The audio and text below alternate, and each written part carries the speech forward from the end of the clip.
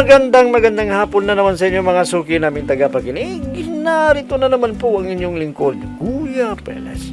At ako pong muli inyong makakasama sa loob ng kalahating oras. At syempre kasama pa rin natin mga kaibigan ang ating mga artista sa radyo na siyang nagbibigay buhay sa ating mga napipiling liham sa araw-araw. At ang liham nating napili mga kaibigan ay galing sa isa nating masugid na taga-subaybay at siya po ay itago lamang natin sa pangalang Leslie. Bueno, basahin na natin ang liham ni Leslie. Dear Kuya Peles. Unang-una kuya, gusto ko munang kamustahin kayong lahat dyan sa inyong impilang bumburadyo, lalong-lalo na po sa inyong kuya at mga kasabayan dyan. Araw-araw din po kuya, nakikinig ako kapag wala akong ginagawa. At tuwing hapon, inaabangan ko po kayo.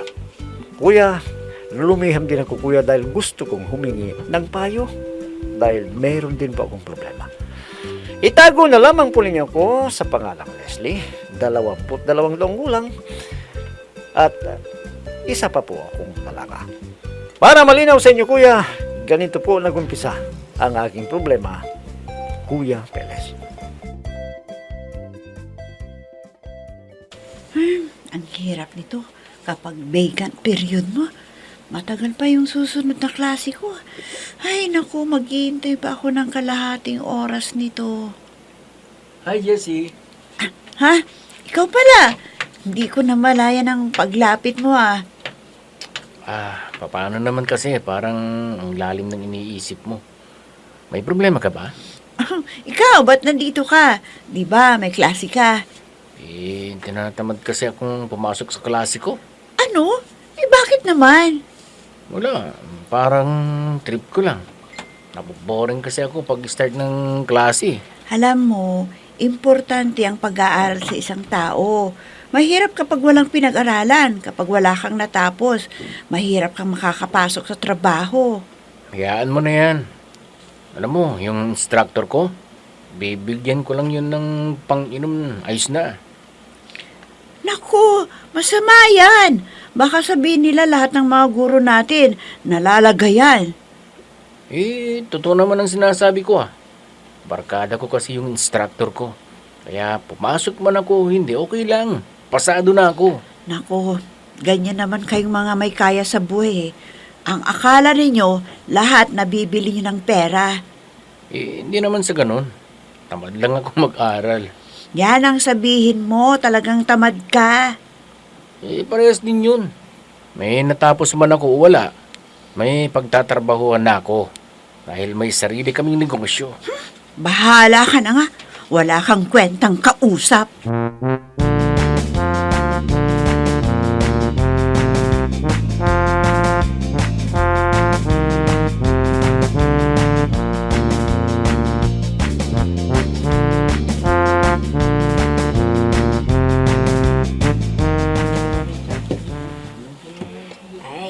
Gising ka na pala, anak. Opo, Inay. Ano bang niluto niyong breakfast natin? Gutom na ako Hindi na ako nagsaing, anak. Yung malamig na kanin nating natira, sinangag ko na lang.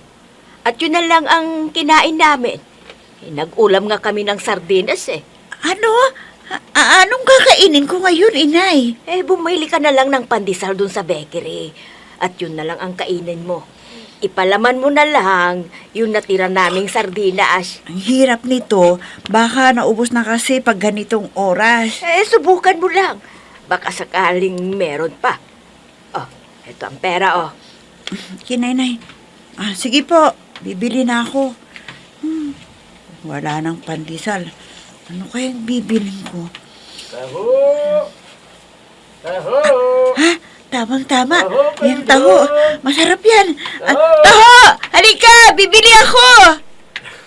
Miss, bibili ka? Oo, bibili ako. Hindi pa kasi ako nag-almusal Tsaka ayaw ko nung niluto ng nanay ko.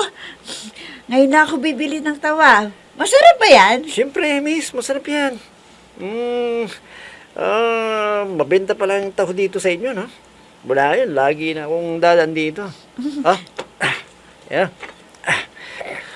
Ayan, miss. Oh, Tikman mo. ang init ha. Mm.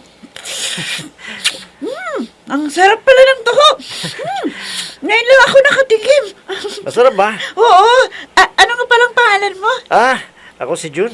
Miss, ikaw? John. Ako naman si Leslie. Mm. John, mula ngayon, suki mo na ako ha. Daan ka dito palagi sa amin. Sigurado, bibili ako ng paninda mong taho.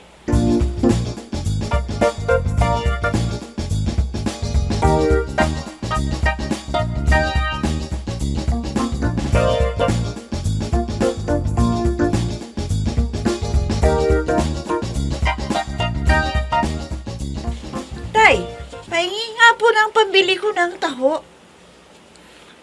Ngayon lang kita nakita na nahilig pala sa taho. Oo nga po, itay. Mula nang matikman ko ang taho, masarap pala, itay. Kaya mula noon, lagi na lang ako bumibili ng taho. Alam mo anak, mahilig din ako sa taho kasi masarap at masustansya. Huwag niyong sabihin, itay, na gusto niyo rin ng taho. Talagang gusto ko. Hayan ang pera, ibili mo rin ako. Nakakatikim na ako ng taho Hindi ko alam na may matanda na mahilig din pala sa taho.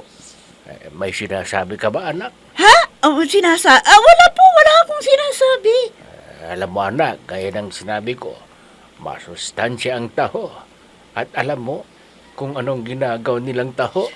Ano po, itay? Yung soybeans anak. Kaya maganda sa kalusugan.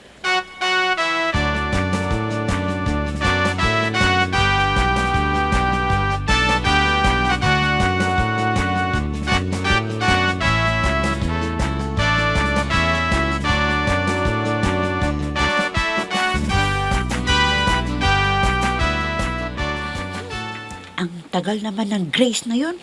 Kung hindi pa siya darating, mauuna na ako sa classroom namin. Taho! Taho! Si Jun ba yun? Taho!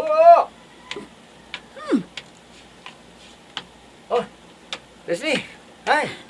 Musta? Ikaw pala, sabi ko na nga ba eh. Ang akala ko, nagtitinda ka ng taho dito. Ay, hindi. Nakita kita kasi, kaya kunwari, nagtitinda ako ng taho. Kaya lumapit ako sa'yo. Ganun ba? Oo. Dito ka rin ba nag-aaral? Buti na lang may oras ka pa sa pag-aaral mo. Siya nga pala, nung kinukuha mong kurso. Electrical engineering ang kurso ko. Wow! Hindi ko alam na ganyan ang course mo. Wala ka namang nababanggit sa akin Nakakayaman sa'yo na ikwento ko pa eh. Sa umaga kasi, nagtitinda ako ng taho. At pagkatapos kong magtinda, ngayon papasok naman ako. Wow! Swerte naman ang girlfriend mo. Ang sipag-sipag mo. Nako, wala pa nga akong girlfriend, Leslie. Imposible naman na wala ka pang nililigawan. Talagang wala pa. Pero, may balak lang akong ligawan eh. Baka sakaling gustuhin niya ako. Oh? Pwede ko bang malaman kung sino siya? Ikaw, Leslie. Ikaw ang gusto kong ligawan. Ha?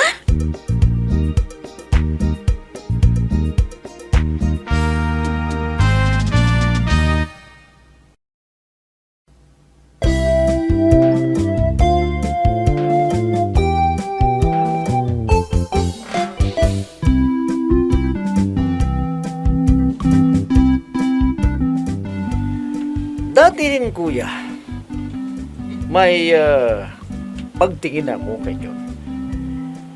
Kaya lang niligawan ako, kuya. Hindi ko na siya pinahirapan. Sinagot ko na siya kaagad.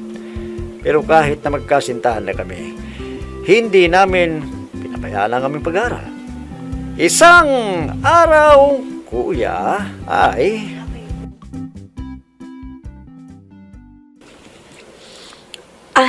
Leslie, may tatanungin sana ako sa iyo eh. Ano yun, Grace? Matagal ko nang gustong itanong sa iyo ito. Kaya lang, baka masamain mo. Bakit? Ano ba yun? Nagtitinda ba ng taho si June? Oo, nagtitinda siya. Bakit mo natanong? Oh, hindi ka ba nahihiya? na ang boyfriend mo nagtitinda ng taho. O bakit naman ako mahihiya? Marangal namang hanap buhay yun eh. At saka alam mo, bilig ako sa mga ganong tao.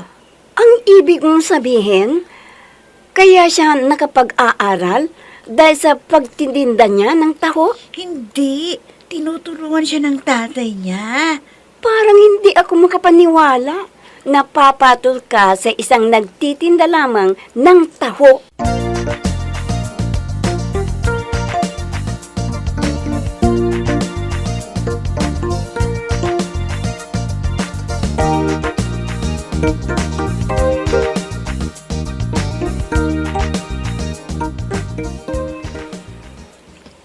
Alam ko na kung bakit ka nagbago, Leslie. May ipinalit ka na para sa akin. Hindi naman tayo magnobyo ah. Bakit mo sinasabi na may pinalit ako sa iyo? Kaya wala kang karapatan na sabihin sa akin yan dahil hindi pa tayo magkasintahan. Alam ko. Pero alam ko rin na may gusto ka sa akin. At masakit na nagtitinda lamang ng taho ang boyfriend mo. Hindi ko ikinakaila ang hanap buhay niya. Talagang nagtitinda lamang siya ng taho. Pero marangal na trabaho yon. Hindi tulad mo na mayabang.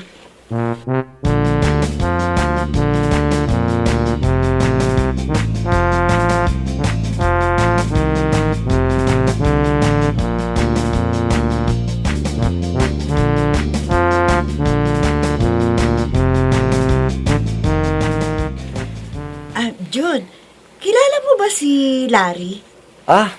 Oo, kilala ko siya. Di ba, pinakilala mo na siya sa akin, no? Oo nga pala, no. Alam mo ba, nabibisit ako sa taong yun. Bakit naman?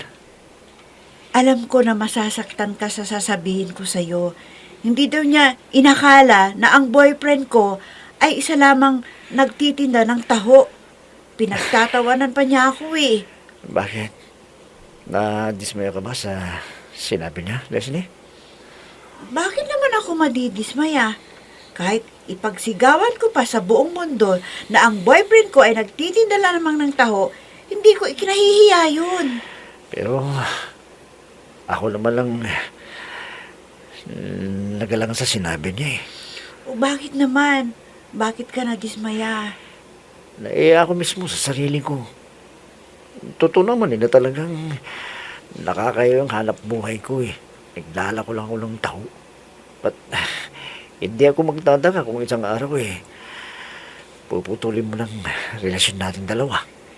Para sabihin ko sa'yo, hindi mangyayari ang iniisip mo. Dahil mahal na mahal kita, Jun.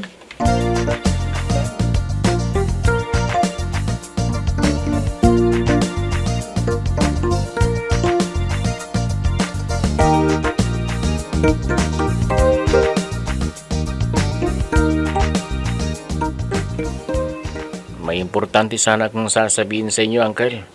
Kaya ako pupunta rito sa inyo. Ano yon, Larry? Alam niyo bang may boyfriend na si Leslie? At isa lamang siyang nagtitinda ng taho. Nagtitinda ng taho, sabi mo? Opo, Uncle. Inamin na sa akin ni Leslie na nagtitinda lang ng taho ang boyfriend niya. Naniniwala ako dyan sa sinasabi mo, Larry. At alam ko na kung sino ang tinutukoy mo. Dahil lagi siyang bumibili sa kanya ng taho. Yun pala ang boyfriend niya. Yun pala.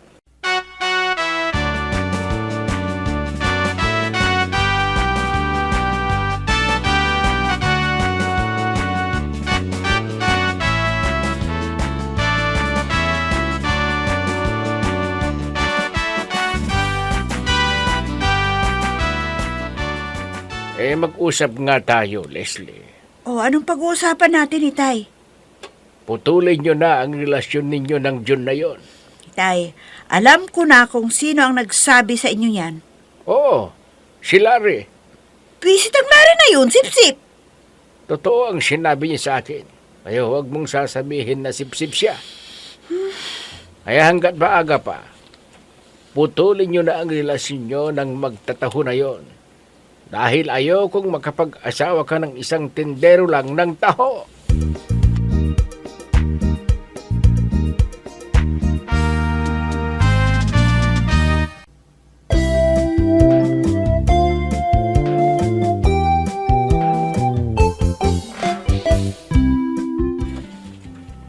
Kahit kontra ang magulang ko kuya sa relasyon namin ni John, talagang hindi ko ikinahiya na isa lamang siyang maglalako ng tao. Mahal ko si John kuya. Kahit ipagsigawan ko pa sa buong mundo, hindi ko kinakaya ang kanyang hanap buhay. Masipag siya kuya dahil nagtitinda siya sa umaga. At pagkatapos niyang magtinda kuya, pumapasok siya sa eskwelahan. Kuya, ayaw ng aking ama nang malaman niya na ang boyfriend ko ay maglalako lamang ng tao. Ano po ba ang dapat kong gawin kuya? Dapat ko namang putulin ang relasyon namin ni John. Sana po kuya, mapayuhan ninyo ako sa aking inilapit na problema. Lubos na gumagalang, Leslie. Alam mo, Leslie, bilib din naman ako sa iyo. Abay, kung sa iba yan nangyari, siguro, abay, kinakahiya nila. Noong una talagang hindi mo alam na yung boyfriend mo pala ay nagtitinda ng taho. Pero sabi mo nga, mahal mo siya. Kaya ngayon, kahit na pagpilitan ng magulang mo na ayaw niya sa boyfriend mo, abay, talagang nanindigan ka na talagang mahal mo si John. Abay, hindi naman dapat na ikahiya yung marangal na hanap buhay. May marangal na hanap buhay ang paglalako ng taho. At alam mo bang malaki ang kinikita nila dyan. At siguro dyan siya kumukuha ng pangtustos niya sa kanyang pag-aaral. Yung kinikita dyan sa paglalako niya ng tao. Abay, napakasipag na tao yan si John. So, mo magtitinda siya ng maaga, pagkatapos papasok pa. Bihira na yung mga taong ganyan na nagsisipag para makapagtapos lang sa kanilang pag-aaral. At hindi biro yung kulong kinukuha niya. Kaya, bilib ako sa iyo, Leslie. At alam ko na may magandang patutunguhan yung ugali mong ganyan, yung hindi ka nang huhusga na yung kapwa. Abay, mahirap na ina-underestimate mo yung isang tao sa kanyang kakayanan. Malay mo, sa darating na araw siya pala yung maganda yung buhay, yayaman. Ayaan mo yung mga taong mapanghusga na yan. Ang taong mapanghusga, walang patutunguhan sa buhay yan. Tandaan mo yan. Taong makapagpapumbaba ay siyang laging naitatagumpay sa kanilang